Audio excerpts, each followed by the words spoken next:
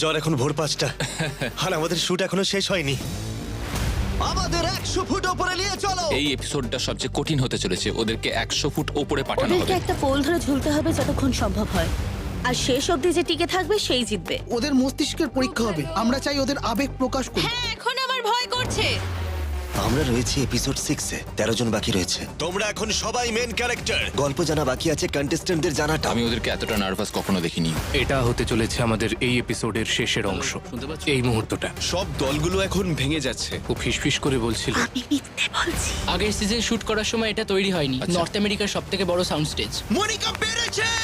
আমি চেষ্টা করছি ভালো ভালো রিয়াকশন দেওয়ার। তোমরা কি কেউ উচ্চতায় ভয় পাও? জিম পাগল হয়ে গেছে। তুমি পড়ছো 100 ফুট ওপর থেকে। এই সেটে এতটা টেনশন আগে কখনো দেখা যায়নি। তুমি অনুভব করতে পারবে। প্লিজ আমার হাতটা কেউ ভেঙো না। এখানে অনেক কিছু ঘটতে চলেছে। 3 জন এলিমিনেট হতে চলেছে অত্যন্ত নিষ্ঠুর ভাবে। আমি জানতাম এরকম কিছু হবে। কন্টেস্ট্যান্টস, এবার সময় হয়েছে। এখন অনেকেই অবাক হবে।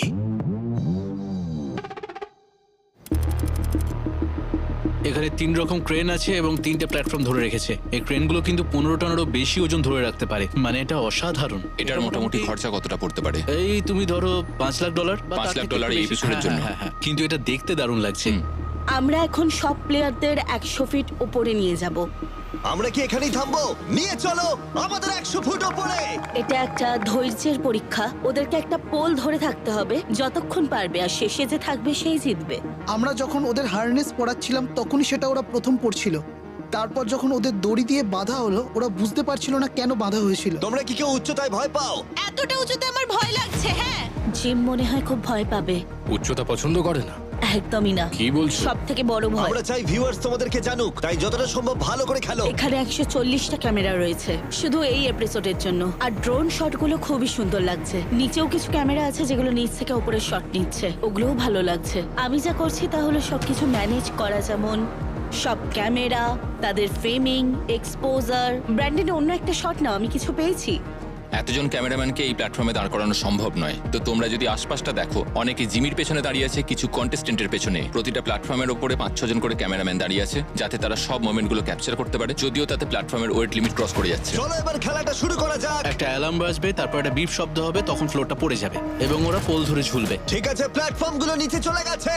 খুব তাড়াতাড়ি কি কেউ এলিমিনেট হতে চলেছে? আমরা জানি না এটা কতক্ষণ লাগতে পারে। 2 মিনিট, 3 মিনিট, 30 সেকেন্ডস। তারপর ফ্লোরটা ফিরে আসবে এবং ওরা নেমে পড়বে, একটু রেস্ট নেবে, তারপর ওটা আবার পড়ে যাবে। ঠিক আছে, সবাই উঠে পড়েছে। যদি তোমাদের মনে হয় তুমি জিততে পারবে না, তাহলে হাল ছেড়ে দাও, নেমে এসো। তোমার কি হাত পা কাঁপছে নাকি? নিক পড়বে এক্ষুনি, নিক পড়বে। ও মাই গড!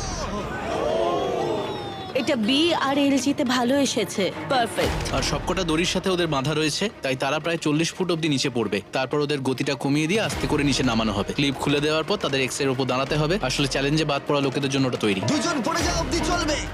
এবারে নিশ্চয়ই আমি পড়বো। আমরা দেখাতে চাই না এটা খুব একটা সেফ, হ্যাঁ। বুঝেছো? মানে জানি এটা খুব অদ্ভুত শোনাচ্ছে। আমরা এটাকে একটু ভয়ানক বানানোর চেষ্টা করেছি। প্লিজ আমার হাত কেউ ভেঙো না। এই চ্যালেঞ্জের মধ্যে কি এমন কিছু ছিল যা খুব বেশি কঠিন ছিল, তোমরা পরীক্ষার সময় বা ধারণা করার সময় বাদ দিয়েছিলে? আমরা বলেছিলাম এটাই করতে, কোনো দড়ি না লাগিয়ে। কোনো দড়ি না লাগিয়ে? আমরা তাহলে তো ভেবেছিলাম প্লেয়াররা আমরা- নিচে পড়ে যেত, তখন কি হতো? আমরা ওদের জলের মধ্যে ফেলতাম। আরো অপশন মানে ছিল, জল এখানটাতে বা জল থাকতো, হ্যাঁ, মাটির জায়গাতে। হ্যাঁ। তাহলে তোমরা এটা চেঞ্জ করলে কেন?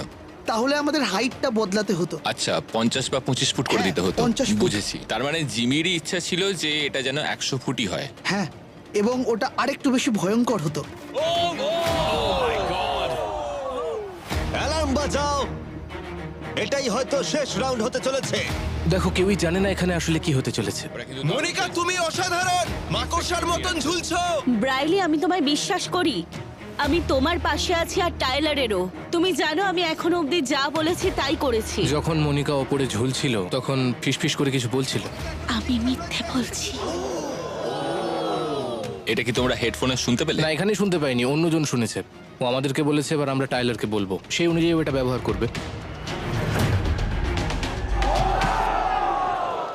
মনিকা অফিশিয়ালি জিতে গেছে স্ট্রং গেম। মনিকা পেরেছে। ইয়েস! জিম এখন ভীষণ খুশি। আমি জিমকে এত খুশি কখনো দেখিনি। অনেকে হয়তো আমাকে দেখে এটাই ভাববে যে ছেলেটা খুবই বিরক্তিকর, কিন্তু আমি আসলে হতে চাই জিম ক্যারির মতো। এখন আমি যেমন তোমার সঙ্গে কথা বলছি সাধারণ মানুষের মতো, কিন্তু যখন শো শুরু হবে তখন আমি মানে ভালো ভালো কথা বলবো আর ভালো ভালো রিয়াকশন দেবো, আর এটাই আমি চেষ্টা করে যাই, এটাই আমার উদ্দেশ্য। কিন্তু জিম তো এখনো একটাও চ্যালেঞ্জ জিতেনি। না, মনিকাই ওকে প্রথম থেকে এগিয়ে নিয়ে চলেছে। মনিকা তোমার কেমন লাগছে? খুবই ভালো লাগছে আর আমার মনে হয় আমি এখনো অবধি 4-5টা চ্যালেঞ্জ খেলেছি আর একটাতেও হারিনি। মনিকা বাকি সব প্লেয়ারদেরকে হারিয়ে এখন হয়ে গেছে স্ট্রংগেস্ট প্লেয়ার, তবে ও হলো একটা কন্টেন্ট মেশিন। জন এখন ভোর 5টা আর এখন আমরা শুট করে যাচ্ছি, আর 1 ঘন্টার মধ্যেই আমাকে ফ্লাইট ধরতে হবে পানামা যেতে। আর পানামাতে গিয়ে শটটা হবে ইএন এর, যে আইল্যান্ডে জিতেছে। হ্যাঁ। মানে একটা 20 সেকেন্ডের ফুটেজের জন্য তোমায় ওখানে যেতে আমাকে হবে। ফ্লাইট ধরতে হবে, তারপর বোট রাইড, তারপর প্রপ প্লেন, তারপর বোট রাইড, আইল্যান্ডে গিয়ে ওকে ঘুরিয়ে দেখাবো। ইয়েন, স্বাগত তোমায় এই $1.8 মিলিয়ন আইল্যান্ডে। ওটা শেষ করি, boat ride, prop plane ride, boat ride, plane ride দিয়ে ফিরে আসবো ভোর 6টায় পরের দিন। তারপর আবার শুরু হয়ে যাবে শুট করা। আজ রাতে কি হতে চলেছে? আমরা এখন এপিসোড 6-এ আছি আর 13 জন বাকি রয়েছে, তাই ওদেরকে আমরা অনেকটা সময় দেবো যাতে কন্টেন্টটা ভালো হয়। তারপর আমরা পরের গেমটা খেলবো। এটাই মনে করো, আমি তোমাদেরকে বলেছিলাম সিজন 2-তে অনেক বেশি গল্প থাকবে, কন্টেস্টেন্টদের সম্পর্কে জানতে পারবে। এটা শুধু খেলা নয়, ও যেতে হবে এবার। ও।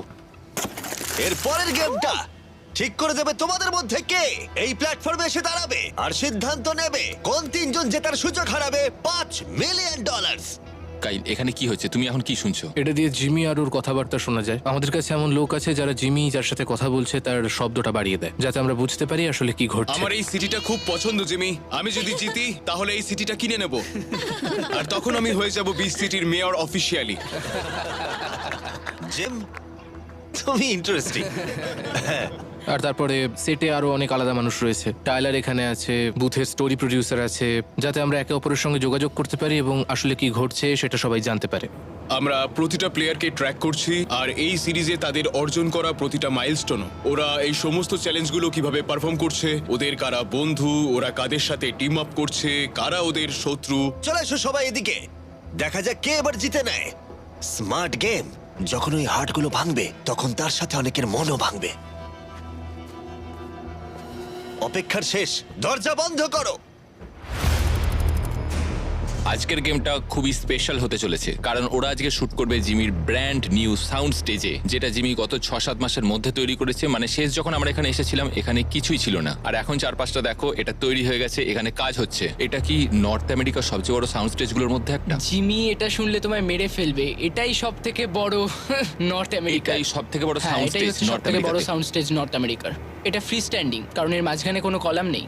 সাধারণত এত বড় স্ট্রাকচারের জন্য কলামের প্রয়োজন হয়। আর এখানে আরো অনেকগুলো আছে। এটা একটা স্টুডিও, ওখানে আরেকটা স্টুডিও, এখানে অনেক সেট রয়েছে অন্যান্য ইউটিউব ভিডিওর জন্য, যেখানে আমরা জিমিকে নিয়ে শুট করেছিলাম। এই পুরো জায়গাটা পরিণত হয়েছে একটা ফিল্মিং ক্যাম্পাসে, আর ভাবলেই অবাক লাগছে যে একজন ইউটিউবার এত কিছু করেছে। স্মার্ট গেমে তোমাদের স্বাগত। যদি তুমি আগের সিজনে আমায় বলতে যে আমাদের সেকেন্ড সিজনের শুটিংটা আমাদের স্টুডিওর ব্যাকইয়ার্ডে আমরা করব, মানে আমার বিশ্বাসই হতো না, কিন্তু এটা হচ্ছে, আমরা পেরেছি।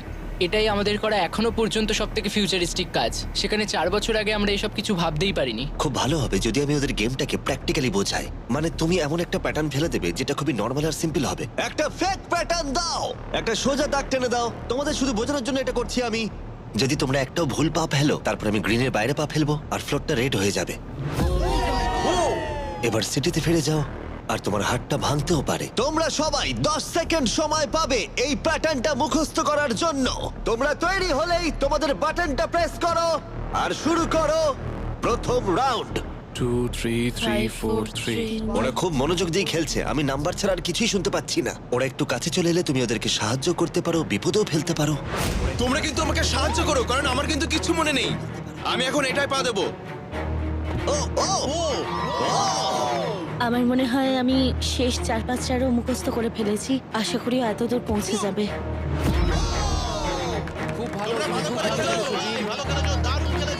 ঠিক আছে পেটু, তুমি এখন মনিকার কাছে ফিরে যাও প্লিজ। আমার পেছনে কি চলছে একবার দেখো। 2 দিন আগে পর্যন্ত এখানে কিচ্ছু ছিল না। ওরা একটা কাস্টম কন্ট্রোল রুম তৈরি করেছে এখানে, যেটা বাকি কন্ট্রোল রুমের থেকে অনেকটাই আলাদা। এটা একটা বিশাল বড় কাজ, কেবল এটা তৈরি করাই নয়, এটাকে ফিল্মিং করাও। ক্লিটস, তুমি যখনই আমাদেরকে বলবে আমরা তখনই আমাদের পরবর্তী কাজ শুরু করে দেবো। এখন 12 জন কি 13 জন কন্টেস্টেন্ট, তার সাথে জিমি আমার কানে একসাথে কথা বলছে, আর আমি শুনছি, আর একসাথে সকলের কথা আমার কানে বাজছে, আর সাথে টাইলারও। ও বলছে আমার কেমন অ্যাংজাইটি হচ্ছে, আমি আর এটা আমার কানে রাখতে পারছি না। তোমরাও শোনো, যেটা শুনে ও একেবারে পাগল হয়ে যাচ্ছে। দেখো আমি শুধু বলছি এটা এইভাবে করতে হবে, আমাদের একমাত্র এটাই সুযোগ আছে। বেসিক্যালি সবাই একসাথে কথা বলছে, আমার কিছু বলার নেই। হতে পারে এরপরে যে যাবে সে পুরোটাই কমপ্লিট করবে, তাই তোমরা এই ব্যাপারটা নিয়ে একটু ভাবতে পারো। আমি তোমাদের একটু সময় দিচ্ছি, তোমরা আলোচনা করতে পারো। আর তোমাদের মাথায় কি চলছে আমাদেরকে বলো। কার্ল, জিমি এই কথাটা বারবার বলছে টেকের মাঝখানে, এটাই তোমার কাছে তোমার ক্যারেক্টার বিল্ড করার সুযোগ। তোমাদের রিয়াকশন খুবই দরকার, আমি জানি অনেক কিছু বলার রয়েছে। আগের সিজনে এই সময় আমাদের 50 জন বাকি ছিল, আর এখন এই মুহূর্তে 13 জন রয়েছে, খুব তাড়াতাড়ি 10 জন হবে। তাই আমার মনে হচ্ছে ও চেষ্টা করছে যাতে সব ক্যারেক্টারগুলোকে নিয়ে খুব একটা ভালো গল্প তৈরি হয়। ঠিক আছে, এবার নিক যাবে, কেউ ওকে বাধা দিল না। নেক, তুমি পারবে ভাই। নিক জিতলে তোমাদের মধ্যে কিন্তু কেউ এলিমিনেট হয়ে যেতে পারে। নিককে অনেকটাই কনফিডেন্ট দেখাচ্ছে, ও কারোর সাহায্য না নিয়েই এগিয়ে গেল। ওপরে ওপরে ইয়েস, আমি ওকে বলেছিলাম পরের জন তুমি দেখো নিশ্চয়ই জিতবে।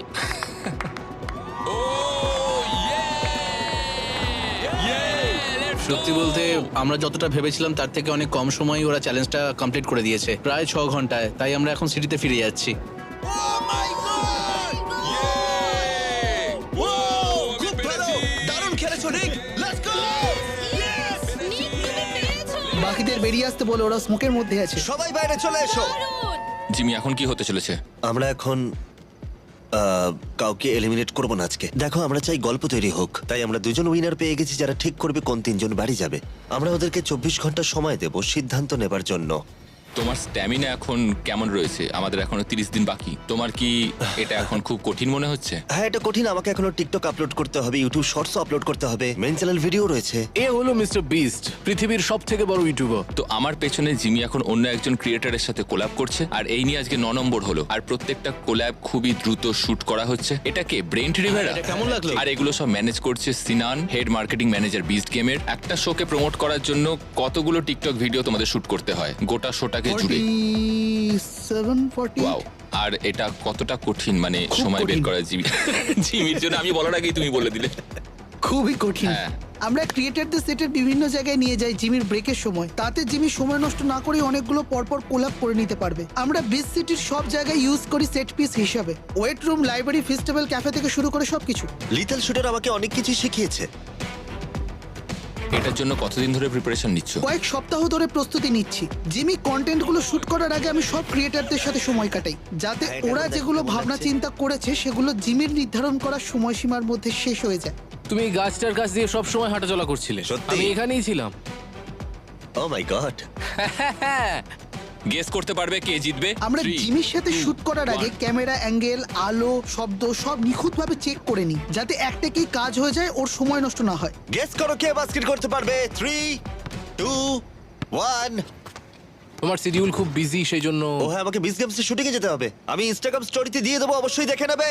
তুমি কি শোয়ের প্রত্যেকটা মুহূর্তকেই এইভাবে ভাগ করে মনোযোগ দিতে পারো? আমার মাথায় সবকিছু সম্পর্কে স্পষ্ট ধারণা রয়েছে, কিন্তু তবুও কন্টেন্ট তৈরি করার সময় মানে আমি এতটাই মনোযোগ দিয়ে কাজ করি, লোকেরা আমাকে বলে এরকমটা করো না। মানে নিজের যত্ন নেওয়া অনেকটাই কম হয়। আমি সবসময় আমার ফিয়ান্সের ক্ষেত্রে ভালো পার্টনার হতে চাই, বাকি সব ক্ষেত্রেও সমান মনোযোগ দিতে চাই, কিন্তু কাজ করার সময় আমি জল খেতেও ভুলে যাই। আর এর ফলে মাঝে মাঝে আমার পেটে ব্যথাও করে। আর তখন আমার মনে পড়ে, ও আমি তো বাথরুম গেছিলাম প্রায় 9 ঘন্টা আগে। সত্যি বলতে আমি শরীরের কথা ভুলেই যাই, কারণ কাজের মধ্যে আমি এতটাই ডুবে থাকি। তাই খুব কম সময় আসে যখন আমি কাজের থেকে বেশি নিজেকে একটু বেশি সময় দিই। যখন আমি প্রথম কাটান খেলি তখন আমার খুব ভালো লেগেছিল। আমার মনে পড়ে আমি প্রায় 27 ঘন্টা টানা কাটান খেলেছিলাম। আমার কনসেন্ট্রেশন এমনই, এটা হয়তো খারাপ, কিন্তু আমি নিজের সবটা দিয়ে দিই। আমি শুধু জানি যে আমি কাজ ছাড়া কোনো মতেই এক মুহূর্ত থাকতে পারবো না, আর সেটাই আমার জীবনের উদ্দেশ্য বলতে পারো। আর এটাই আমাকে লড়াই করার শক্তি দেয়, এবং এভাবেই এখানে এসে পৌঁছেছি। আর ভাগ্যক্রমে যে জিনিসটার প্রতি আমি জড়িয়ে পড়েছিলাম সেটা হলো ইউটিউব। যখন আমি টিনেজার ছিলাম তখন খুব অদ্ভুত লাগতো। আমার স্কুলের বন্ধুরা বলতো, তুমি এসব ইউটিউবে কি সব করছো, কিন্তু আমি ওদের কথা না শুনে শুধু কাজ করে গেছি। আর এখন অনেক বড় বড় জিনিস করছি আমি। অন্যান্য ইউটিউবারদের সাথে কথা বলতাম, তাদের সাথে দিনে প্রায় 15 ঘন্টা টানা কথা বলতাম। প্রায় বলতে পারো তুমি প্রতিদিন। বন্ধুদের পেয়েছি আমি। আমি কম্পিউটারে বসেছিলাম আর আমি দেখছিলাম তুমি 1 লাখ সাবস্ক্রাইবারে পৌঁছেছিলে। 23 ঘন্টার ভিডিও ছিল। ওর ভিডিওটা অনেকে দেখেছিল আর তখন জানতো না সেই ওকে। সময় ওর চ্যানেল আমার থেকেও বড়। মানে দেখো, লোকেরা আগে আমাকে ভাবতো অদ্ভুত, একটা পাগল, কিন্তু তারাই এখন বলে তুমি একটা জিনিয়াস। ও ওয়াও! তুমি বুঝতে পেরেছিলে, তুমি পরিশ্রম করেছো, আর এটা শুনতে আমার ভালো লাগে। বিগত 2 ঘন্টা ধরে জিমি চারপাশটা ঘুরে সমস্ত কন্টেস্টেন্টের সাথে কথা বলছে, কারণ এখন কে কি বলবে কেউ জানে না। কেউ বিশ্বাসঘাতকতা করতে পারে বা এমন কোনো মোমেন্ট তৈরি হলো যেটা এডিটে কাজে লাগবে। তোমরা কিভাবে সিদ্ধান্ত নেবে? এখন পরিস্থিতিটা একটু বেশি চাপের, কিন্তু দিন শেষে আমি চাই যে টপ 10 প্লেয়াররা বিশ্বাসযোগ্য হোক। তোমার ডিসিশনটা খুবই কঠিন হতে চলেছে, কিন্তু তোমরা টপ 10 এ রয়েছো। Good luck. Thank you. Thank you. এরা কিন্তু সেম। ওরা জানে যে এখন ভোট হতে চলেছে আর সব দলগুলো এবার ভেঙে যাবে। মেয়েরা যেমন মেয়েদের সঙ্গে থাকার কথা বলছে, আর কিছু ছেলেরা বলছে মেয়েদের পক্ষে থাকবে, মনিকা ছেলেদের পক্ষ নিচ্ছে। দেখো, তুমি এখন বলতে পারো আমি আর মনিকা সব থেকে শক্তিশালী দল এই সিটির মধ্যে। যদি আমি আর জিম টপ 2 তে থাকি, তাহলে আমি চাইবো যে সেরা কম্পিটিটরই জিতুক। না, আমরা দুজন যদি থাকি তাহলে আমি আমার সবটা দিয়ে ও খেলবো। আমাকে বলেছে যে ও আমার সবসময় পাশে আছে, আর সেটা আমার সত্যিই ভালো লাগে, আর সেখান থেকে আমার কনফিডেন্ট আরো বেড়ে যায়। দেখো, আমাদের গল্পটা আরো ভালো হয়েছে কারণ আমাকে ওর থেকে দূরে সরানোর জন্য আমাদের কারোর কাছেই কোনো ফোন নেই। মানে ও আমার অনলাইন প্রেজেন্স সম্পর্কে কিছু জানে না, ও জানে না যে বাইরে আমার কিরকম রেপুটেশন। ও শুধু জানে যে আমি কেমন মানুষ, আর আমিও জানি ও কেমন মানুষ। বলতে পারো একটা জেনুইন লাভ স্টোরি। হ্যাঁ, আমি জিমের কাছ থেকে ভেতরের খবর পেয়েছি। ভেতরের খবর দিয়েছি আমি। মনিকা আর ব্রাইলির ব্যাপারটা হলো ওদের মধ্যে মনোমালিন্য রয়েই গেছে। তোমার সাথে যে মানুষরা থাকবে তাদের মতামতে তুমি শুধু গুরুত্বপূর্ণ মনে করবে। এটা তুমি তোমার বয়ফ্রেন্ডের মাথায় ভালো করে ঢুকিয়ে দাও, কারণ ও এমনটা করে না। আমাদের মধ্যে কিছু প্রতিযোগী আছে যারা সময়ের সাথে পাল্টে যায় এবং তাদের কখনোই তুমি চিনতে পারবে না। আমি কি ঠিক শুনলাম যে তুমি সব মেয়েদেরকে এলিমিনেট না, করে আমি দেবে? জানি আমি এটা করব। আমি ওদের এখান থেকে বের করার জন্য যা যা দরকার তাই করব, আর আমি সবকিছুই করব আড়াল থেকে।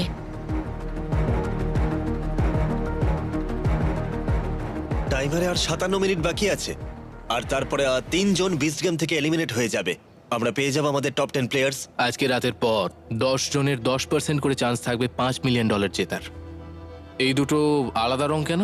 আমরা এই হার্টের কনসেপ্টটা চালু করতে চাইছি। আমরা আমাদের শো এর মূল বিষয়গুলো তুলে ধরতে চাইছি। ঠিক আছে, আমরা কি 10টা নিখুঁত হার্ট পেতে পারি?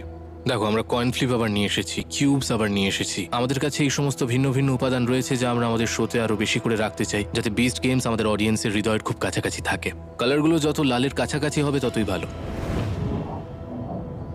কন্টেস্ট্যান্টস, সময় হয়েছে। প্লিজ তোমরা সবাই নিজেদের হার্টের সামনে দাঁড়িয়ে পড়ো। আমি ওদের এতটা নার্ভাস কখনো দেখিনি। আর এরকম শান্ত ওদের কখনো দেখিনি। কেউ জানেই না কে এলিমিনেট হবে। কার্ল আর তারিক এই বড় মুহূর্তটা রিয়াকশনের জন্য পজিশন নিয়ে নিয়েছে। আর দেখো, জিমি চেষ্টা করছে কন্টেস্টেন্টের মধ্যে থেকে কন্টেন্ট বেট করে নেওয়ার। আর ওদিকে দেখো, ড্রোনগুলো পজিশনে রয়েছে শট ঠিকঠাক নেওয়ার জন্য। শেষ কার হার্ট ভাঙবে, ফাইনাল টপ 10 এ কারা যাবে, সেই জন্য ওদের কাছে এই মুহূর্তটা খুবই মূল্যবান, কারণ এই শটগুলোই খুব প্রয়োজন বিস্ট গেমসের জন্য। যে হ্যামারটা নিয়েছে তাকে আমার কিছু বলার নেই, কিন্তু শুধু ও না। গার্ডস, এলিমিনেশন হ্যামার নিয়ে এসো। সময় হয়ে গেছে প্রথম হার্ট ভাঙার আর সেই কন্টেস্ট্যান্টকে এলিমিনেট করে দেবার বিস্ট গেম থেকে। এগিয়ে যাও যার হার্টটা তোমরা ভাঙতে চাও। আমি শুধু ওদের সিঁড়ি দিয়ে নেমে আসা এবং ঘাসের উপর হাঁটা সিটি ক্যাম শট চাই, আর তারপর এটা পরিষ্কার করে লম্বা লেন্স লাগালে খুব সুন্দর লাগবে।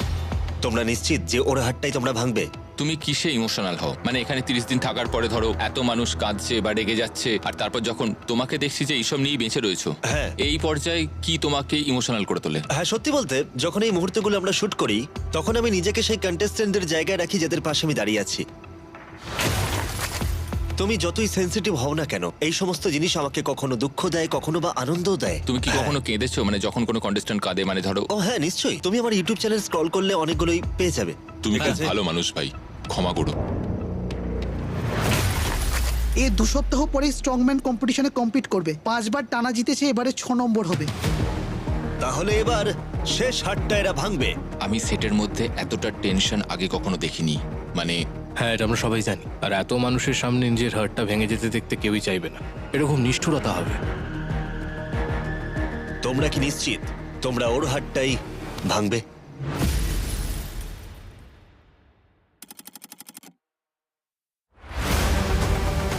গার্ডস, ওদের জ্যান্ত কবর দাও। এটা হলো এমন একটা ভয় যেটা নিয়ে সবাই ভীত।